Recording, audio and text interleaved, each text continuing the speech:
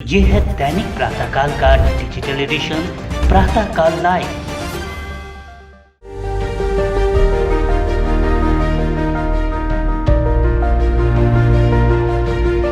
कांदिवली के ठाकुर कॉम्प्लेक्स स्थित तेरापंथ भवन मुंबई के प्रवासी समाज की प्रमुख धरोहर माना जाता है।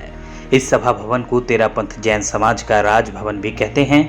प्रवासी समाज की धार्मिक और सामाजिक गतिविधियों का केंद्र होने के साथ ही यहाँ से तमाम चैरिटेबल उपक्रम भी संचालित किए जाते हैं। श्री तुलसी महाप्रज्ञा फाउंडेशन द्वारा संचालित इस सभा भवन के अध्यक्ष के एल परमार के साथ संवाद साधा है हमारे रिपोर्टर मनीष पालीवाल ने। आइए देखते हैं क्या बोलते हैं परमार।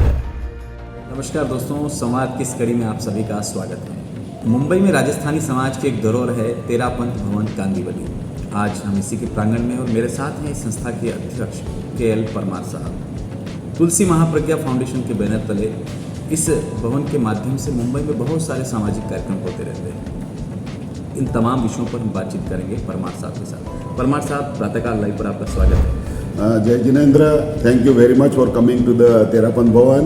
और इसे मुंबई का कहो या तेरापंथ समाज का राजभवन कहते हैं। और यहाँ जितने भी सामाजिक कार्यक्रम होते हैं सारे कार्यक्रम एक से बढ़ के एक होते हैं, क्योंकि ये राजभवन की खासियत है। हर प्रोग्राम अच्छे से कंप्लीट होता है, अच्छे से पूरा होता है। और यहाँ जो प्रोग्राम होता है उसकी आवाज़ पूरे समाज, जैन समाज में जाती है, तेरापंथ समाज में जाती है। बिल्कुल सही कहा आपने।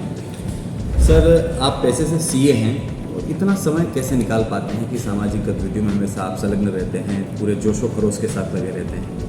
ऐसा है, सबके पास 24 घंटे है और 24 घंटे का नियोजन कैसे करना है वो हमें मालूम है।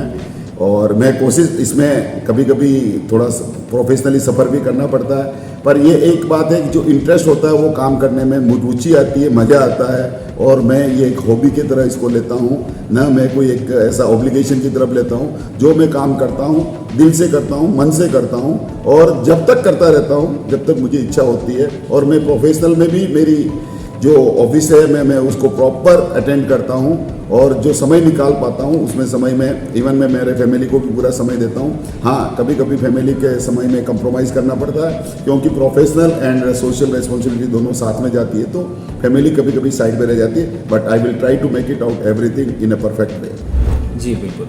इस फाउंडेशन से आप कब जुड़े और अब तक किन किन पदों पर अपनी सेवाएं दे चुके हैं? ये फाउंडेशन में मैं पिछले 20 वर्षों से जुड़ा हुआ हूँ। जब से फाउंडेशन की नींव गिरी 2000 के अंदर, तभी से मैं इससे जुड़ा हुआ हूँ। पिछले 22 वर्ष हो गए हैं। और भवन में पोस्ट लेना नहीं लेना ये मेरे लिए कोई महत्व की बात नहीं है।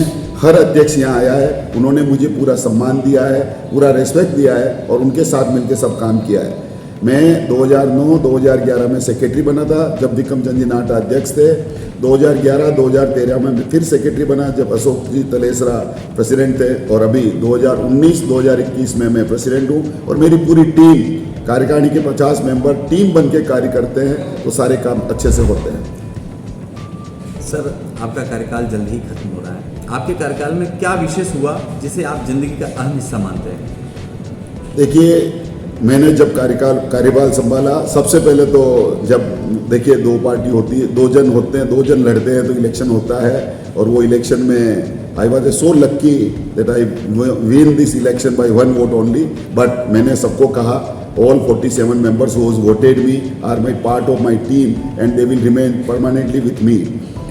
जहाँ तक इस भवन में सवाल है, मैं नवंबर 2019 में जब चार्ज लिया या अध्यक्ष का शपथ ली, उसके बाद आपको सबको मालूम है मार्च 2020 में कोरोना आ गया।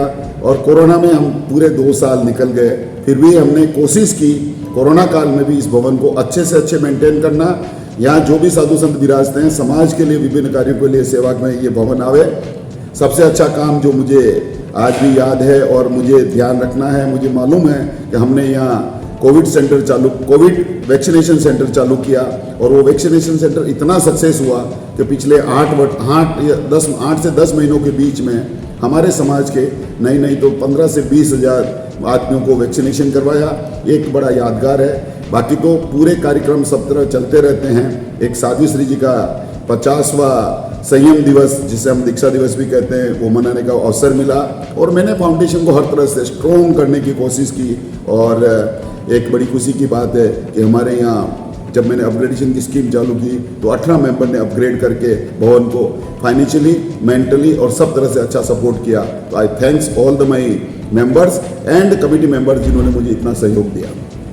अगले वर्ष वर्तमान भारत के शांति दूत और जैन धर्म के एक महान संत आचार्य महाश्रमण जी का मुंबई में चातुर्मास है और तमाम देश और दुनिया की नज़रें मुंबई पर टिकी हुई हैं। गुरुदेव के इस चातुर्मास को लेकर आप क्या कहना चाहेंगे? देखिए, सबको मालूम है 2023 का एक स्वर्णिम पल हमारी ज़िंदगी में आने वाला है। पिछले 60 वर्षों में आया, 60 वर्षों के बाद आया है, ना मालूम आगे कभी आएगा।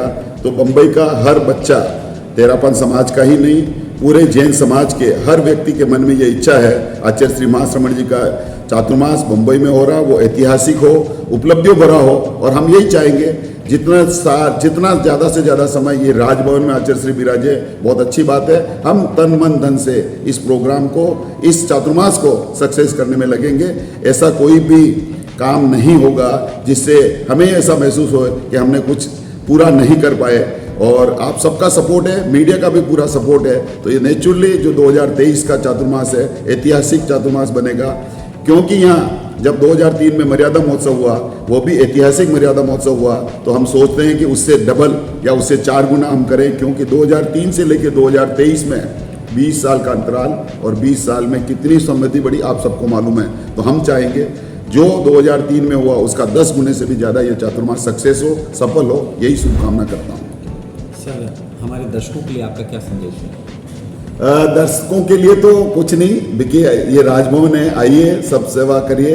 बट यंग पीढ़ी के लिए मैं जरूर कहना चाहता हूँ कि ये समय हमारे पास 24 घंटे हैं, हमें प्रॉपर नियोजन करके संघ और समाज के लिए, संघ हित के लिए भी कुछ कार्य करना चाहिए। ये हर एक व्यक्ति की रेस्पॉन्सिबिलिटी है। सब लोग कहते हैं मुझे समय नहीं है, पर समय निकालने से समय निकलता है। और यहाँ पे जो भवन है, यहाँ हर तरह की जितनी भी हमारी संघीय सभा संस्थाएं हैं, सारी सभा संस्थाएं काम करती है और उसमें हर व्यक्ति का समावेश होता है, चाहे बच्चा हो, बुढ़ा हो, लेडीज़ हो, जेंट्स हो, बॉयज़ हो, गर्ल्स हो या कोई प्रोफेशनल हो, हर तरह के कार्य यहाँ होते हैं। और मैं तो यही उनको एडवाइस दूंगा, यही सजेशन दूंगा, हर कार्य में जो आपको अच्छा लगे वो कार्य करें। हमारे यहाँ प्रेक्षा ध्यान का बहुत अच्छा शिविर लगता है, आपको मेडिटेशन के लिए भी बहुत अच्छा कार्य करना है, तो आप यहाँ भवन में आइए, आप अपनी उनकी जो हमारी सेवाएं हैं वो सेवाएं लीजिए और अपने आप को खुशी रखिए, खुश रहिए, मस्त रहिए और हमेशा हंसते रहिए। यही एक संदेश। और always be happy, be positive. Parmar साहब, प्रातःकाल लाइव से बात करने के लिए बहुत बहुत धन्यवाद। तो मित्रों, ये थे KL परमार जी, जो तुलसी महाप्रज्ञा फाउंडेशन कांदीवली के अध्यक्ष हैं और इनके नेतृत्व में कोरोना काल में जो कार्य हुए हैं वो एक इतिहास है। बने रहें प्रातःकाल लाइव के साथ।